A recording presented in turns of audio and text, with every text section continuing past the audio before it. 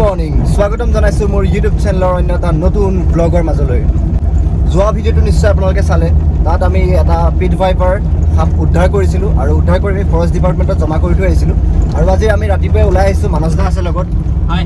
আৰু আমি দুইজনে গৈ এতিয়া সাপটো ৰিলিজ কৰিবলৈ গৈ আছোঁ। ফৰেষ্ট ডিপাৰ্টমেণ্টৰ পৰা সাপটো জাষ্ট লৈ আনিলোঁ, আমাৰ বৰ্তমান লগতে আছে। আৰু ৰেস্কিউ কৰা ঠাইখিনিৰ ওচৰতে এটা নেচাৰেল হেবিটেটত সেউজীয়া গছ গছনি থকা ঠাইৰ মাজত সাপটো আমি বৰ্তমান ৰিলিজ কৰিবলৈ গৈ আছোঁ। ব'লক সাপটো ৰিলিজ কৰোঁ, চাওক সাপটো ৰিলিজৰ শ্বটবিলাক। ব'লক।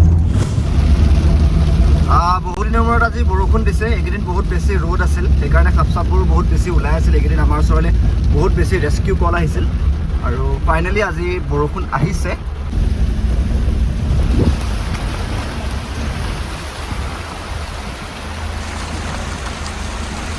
চাওক বহুত বেছি বৰষুণ দিছে আৰু বৰষুণ যাক যিমানে আমি আহি আছোঁ সিমানে বেছি হৈ গৈ আছে। একচুৱেলি আমি এতিয়া ৰিলিজ কৰিব হৈ গ'ল, আমি ডেষ্টিনেশ্যন আহি পাই গ'লোঁ, কিন্তু ৰিলিজ কৰিবৰ কাৰণে আমি ৱেইট কৰি আছোঁ। বহুত বেছি হেভি বৰষুণ দি আছে আৰু এনেকুৱা জংঘল এৰিয়াৰ মাজত বৰষুণ দিলে চাওক ফিল্ডটো চাওক।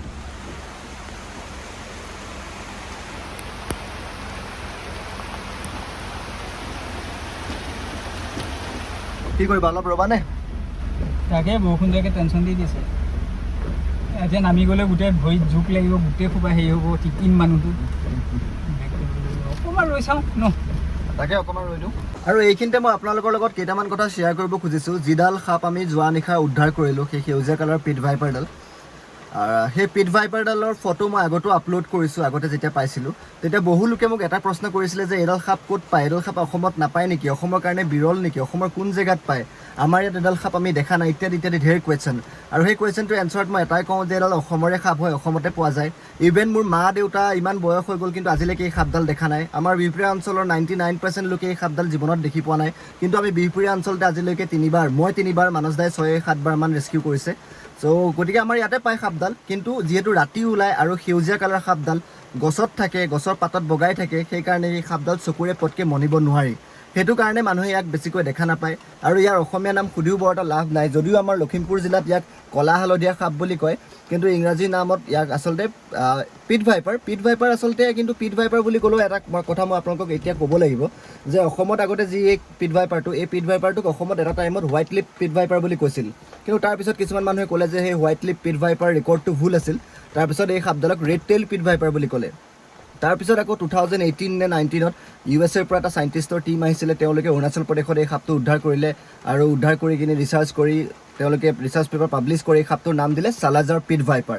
সেইটো 2019ৰ কাহিনী আৰু সেইটো অৰুণাচলত হৈছিলে। আৰু তাৰপিছত লাহে লাহে অসমৰ মানুহবিলাকে, বহুত মানুহে এই সাপটোক অসমত পোৱা এই পিট ভাইপাৰডালক চালাজাৰ পিট ভাইপাৰ বুলি নাম দিবলৈ আৰম্ভ কৰিলে। কিন্তু মই এতিয়াও চিয়'ৰ নহয় যে এইডাল চালাজাৰ পিট ভাইপাৰ হয়নে নহয়, কাৰণ 2019 চনৰ পৰা 22 চনলৈকে ইমান এটা ৰিচাৰ্চ হৈছে যেন নালাগে যে অসমৰ এই সাপডাল চালাজাৰ পিট ভাইপাৰ একজেক্টলি হয় নে নহয়। চ' হাৰ্পেটলজিষ্টসকলৰ কাম এইটো, তেওঁলোকে ৰিচাৰ্চ কৰি আছে। আপোনালোকক অনাগত সময়ত ইয়াৰ বিষয়ে ভালদৰে জনাব। ইয়াৰ জেনাছটো একচুৱেলি ট্ৰিমেৰাচাৰাছেই হয়, কিন্তু স্পেচিছটো কি একজেক্টলি ক'ব নোৱাৰি। হ'লেও থ্ৰুতে চালাজাৰ পিট ভাইপাৰ বুলি জানি থওক। এইডাল হৈছে এডাল ভেনমাছ স্নেক, বিষাক্ত সাপ, কিন্তু ইয়াৰ কামোৰত আজিলৈকে মানুহৰ মৃত্যু হোৱাৰ ৰেকৰ্ড বহুত কম, কাৰণ ইয়াৰ ভেনম যদিও আছে, হাইলি ভেনমাছ স্নেক নহয়, বাট ইটছ এ ভেনমাছ স্নেক। আৰু আমি তাৰ কাৰণে অকণমান সাৱধান হোৱা উচিত। আমি ৰেস্কিউ কৰোঁতেও দেখা পাইছে যে সাপডালক আমি হাতেৰে এবাৰো স্পৰ্শ কৰা নাই। আমি ইথিকেল ৱেবিলাক ফ'ল' কৰোঁ। স্নেক ৰেস্কিউত আমি ইথিকেল গাইডলাইনছবিলাক ফ'ল' কৰোঁ। মানস দাও আছে, মানস দায়ো ইথিকেল স্নেক ৰেস্কিউৰ ওপৰত কিবা ক'বা নেকি, আমি যে কেনেকৈ হেণ্ডলিং কৰোঁ বাকী? প্ৰথম কথা হৈছে সাপ এডাল বিষাক্ত হওক বা অবিষাক্ত হওক, আমি তাক যিমান পাৰি কমকৈ তাক টাচ কৰিবলৈ যত্ন কৰিব লাগে খালী হাতেৰে। তাৰ হুক বা কিবা বেগ চেগ এনেকুৱা ধৰণৰ বস্তুবিলাকে আমি তাক ৰেস্কিউ কৰিব লাগে, যাতে সাপটোৰো কষ্ট কম হওক, সি যাতে বেছি ষ্ট্ৰেছ নাপায়, সেইটোৰ ওপৰত লক্ষ্য ৰাখিব লাগে। আৰু ছেকেণ্ড বস্তুটো হৈছে নিজৰো ছেফটি। কিবা কাৰণে আমি বাইট এটা খাই গ'লোঁ ভেনমাছ সাপ এটাৰ পৰা, তাৰ কাৰণে বহুত বেছি লষ্ট হৈ যায়। সেইখিনি যাতে নহয়, সেইটো কাৰণে একদম চিম্পুল ৱেটো হৈছে হাতত হুকডাল থাকিলেই হ'ল। আপুনি সাপটোৰ লগত বেছি খেল নকৰিলে হ'ল। সাপটো ৰেস্কিউ কৰিব গৈছে, ধুনীয়াকৈ বেগত ভৰাওক, তাক জংঘলত নিয়ে এৰি দিয়ক। চ' সেইটোৱে হৈছে ইথিকেল ৱে অফ ৰেস্কিউ। আৰু বহুত এনেকুৱা ইউটিউবাৰ হয়তো আপোনালোকে দেখা পাইছে যি সাপবিলাক ৰেস্কিউ কৰিবলৈ যায় আৰু সাপডাল কেমেৰাৰ সন্মুখত ৰাখি হাতেৰে ধৰি হাতত তুলি বহু সময় ফটোশ্বুট কৰি থাকে, ভিডিঅ' কৰি থাকে। সেইবিলাক আচলতে কৰিব নালাগে, সেইবোৰ ইথিকেল ৱে নহয়। কাৰণ সেই সাপডালে, বেচেৰা সাপডালেতো কষ্ট পাই আছে ন। আৰু আপুনি ভাবকচোন, আপোনাৰ গাত যদি ঘপককৈ জেঠী এটা পৰি যায়, মকৰা এটা পৰি যায়, আপুনি উচপ খাই উঠেন নাই? ঠিক একেদৰে মানুহে যেতিয়া সাপটোক স্পৰ্শ কৰে, সাপটোও তেনেকৈ ভয় খায় আৰু কেতিয়াবা ভয় খাই সাপ মৰিও যায়। সেইবিলাক কিন্তু সেই ইউটিউবাৰবিলাকে আপোনালোকক কেতিয়াও জানিবলৈ নিদিয়ে বা নেদেখুৱায়। যিটো কথা ক'লে আপুনি অলপ আগতে যে এইটো চালাজাৰ পিট ভাইপাৰ নে হোৱাইট লিপ পিট ভাইপাৰ নে ৰেড টেইল পিট ভাইপাৰ, তাৰ কথাটো এনেকুৱা ধৰণৰ যে গোটেইকেইটা সাপ দেখিবলৈ একেই, যিখিনি ডিফাৰেঞ্চ থাকে সেইখিনি DNA লেভেলত থাকে, সেইখিনিৰ কাৰণে বহুত বেছি ৰিচাৰ্চৰ প্ৰয়োজন, সেইখিনি আমাৰ দ্বাৰা সম্ভৱ নহয় মানে কৰা। আমাৰ কাম হৈছে আমি সাপটো ধৰি এৰি দিয়া, তাৰ আইডেণ্টিফিকেশ্যনৰ কাৰণে যিমানখিনি পাৰি সেইখিনি আমি দিবলৈ যত্ন কৰোঁ, কিন্তু কিছুমান ক্ষেত্ৰত প্ৰপাৰ নহ'বও পাৰে, যেনেকৈ এইটো সাপৰ ক্ষেত্ৰতে, কাৰণ একেই হুবহু একেই দেখাত, ক'ৰবাত সামান্য অকণমান ডিফাৰেঞ্চ থাকে, সেইকণ আমি তেনেকৈ ক'ব নোৱাৰিম।